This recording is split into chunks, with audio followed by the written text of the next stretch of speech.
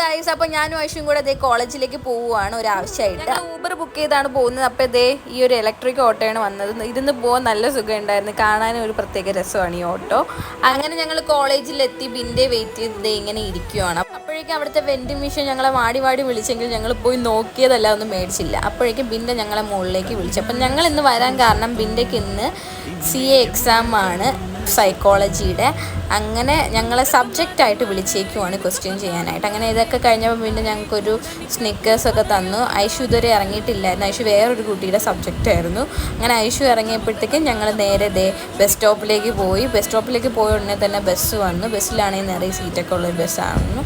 അങ്ങനെ സമാധാനമായിട്ട് പാട്ടൊക്കെ കേട്ട് പോകാൻ പറ്റി. അങ്ങനെ പതിപോലെ ഐഷു ഏത്തപ്പഴമൊക്കെ പിടിച്ച് നിൽക്കുവാണ്.